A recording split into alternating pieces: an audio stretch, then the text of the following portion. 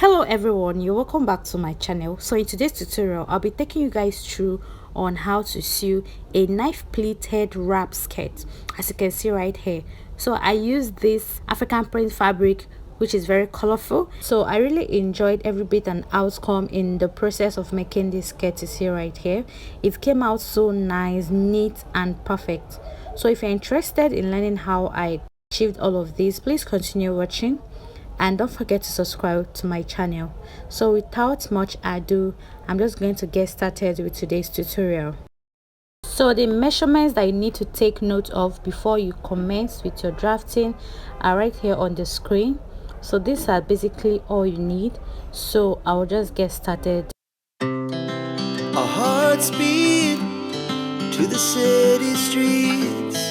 We began to feel the. So guys, I've gone ahead to cut out the length of my skirt, but I'm here to cut out the width or the wideness, right?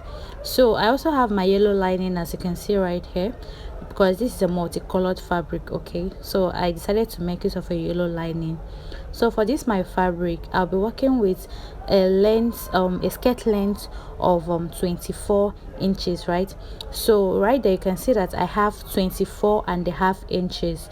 So while cutting out this my skirt length, I subtracted 1.5 inch, 2 inches for my skirt band. Okay, so I'm going ahead now to spread this out and open this up, because a little calculation will be made right here. Okay, because this is a wrap skirt.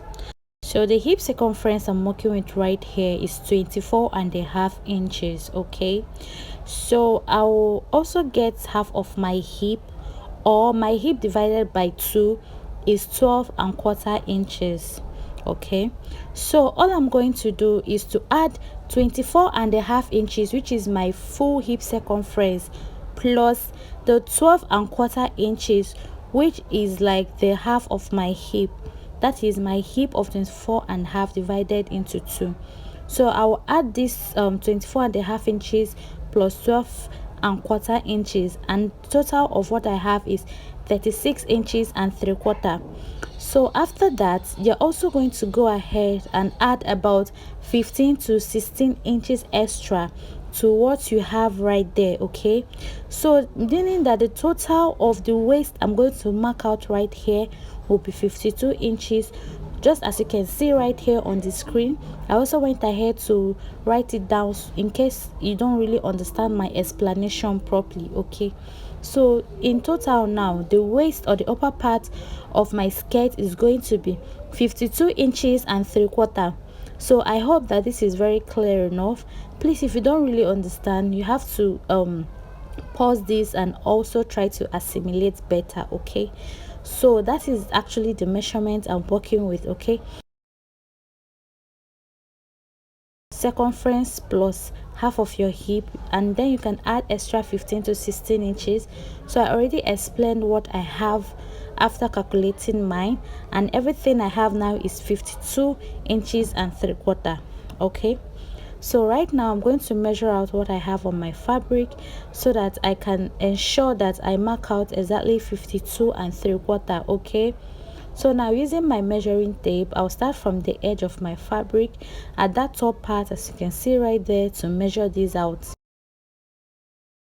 I got my 52 inches right there on that point, so I'm going to make a mark right there, right? So I marked my 52 inches and I added extra 2.5 inches.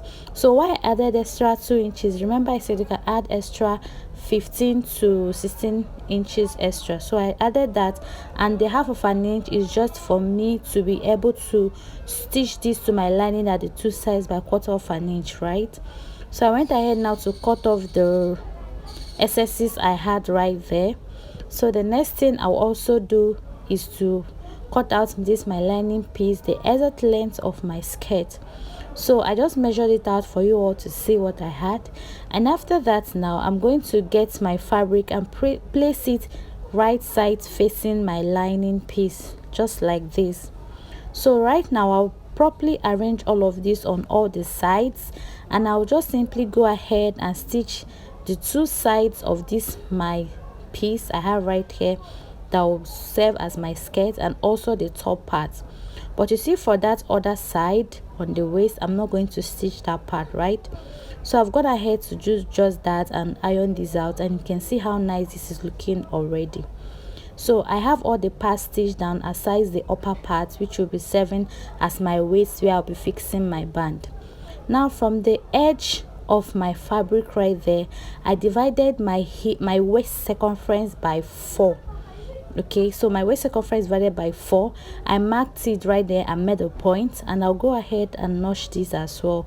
So I'll also go ahead and do it for the other side of my fabric, or you can actually bring your fabric together and do this at once. Okay, so whichever way is better for you, no problem.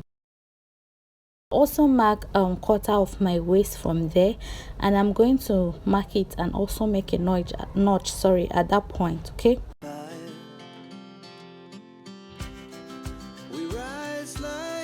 so now for a knife pleat is always folded at a side. We have different types of pleats, right?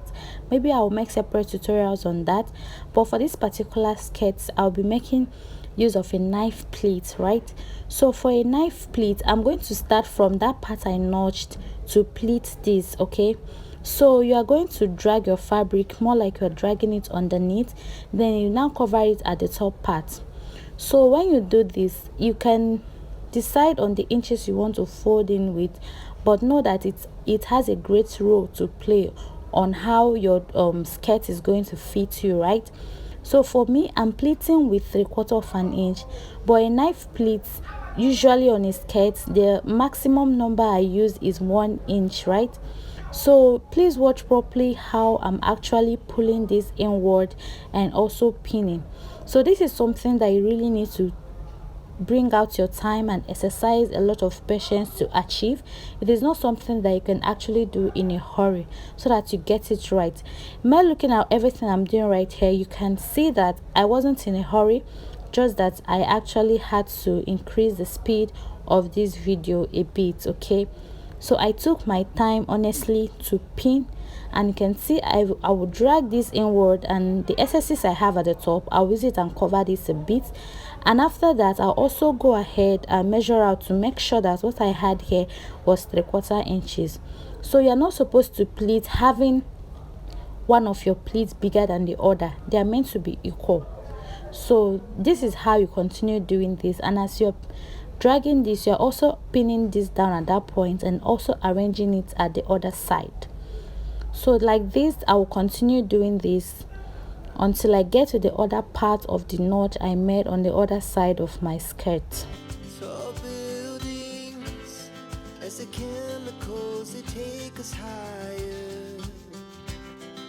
The night's young, and it's just begun. So you can see how far I've gone right here. So after that, I'll make the last pleat to get up to that notch I made right there, and I will just simply go ahead now to iron this out after pinning. So I'll flip this to the back for you all to see what it's supposed to look like at the back part. So if yours look like this, you got it very well, you got it right. Okay, so I'll just simply go ahead now to iron this out. Okay, but before that, I'll measure out what I have on my waistline so that I can go ahead and cut out a band for it. Okay, so I'll arrange this very well. So just look at what I'm doing. I'll use my hand following the effect that the pin I have on this skirt I've created. I'm going to iron this down just the way it is. And if you're working with an Ankara fabric, just pour water, but make sure you place a white fabric on top of your fabric you're working with so that it doesn't get stained. Okay, so just sprinkle enough water on top of the fabric you'll be placing on your Ankara piece and iron this, or place your iron on it. I hope you understand. I don't mean to confuse you all at all, right? So now after ironing, guys, this is what I have. So you can see how nice this is looking already. So you don't need to bother about this print staying, because it's going to be permanent. Okay, because it has already taken that shape, right? So now I'll go ahead now to stitch that upper part. As you can see, I've done that, and after stitching, I also went ahead to remove my pins.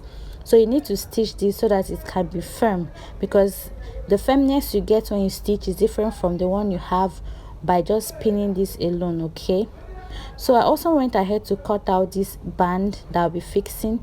So this band is actually 5 inches wide, but I've already gone ahead to iron this. I ironed in half of an inch, so on fold like this I'll be having 2 inches, but when I open this up and I bring out this half of an inch which I already ironed in, I'll be having about 5 inches. Okay, so remember I told you I subtracted 2 inches from my skirt length because I'll be using that as my band.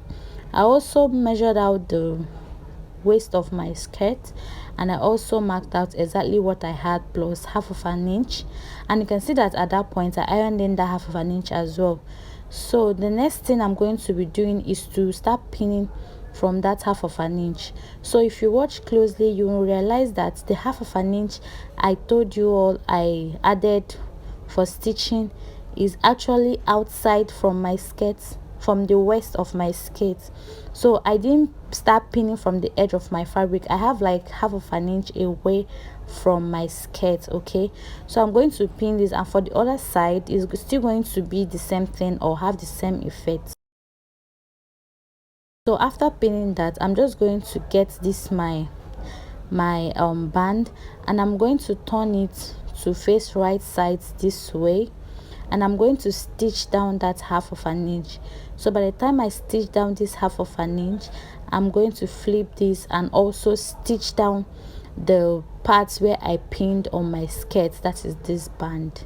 So just watch closely, you will definitely understand everything I'm doing right here. Okay, so this is for the 2 sides of your band, and also stitch up this part you pin to your skirt, right? So I've gone ahead to do that, and you can see what I have. This is looking all nice already. So I am going to bring this together. That was just a sewing error which I'll correct later on.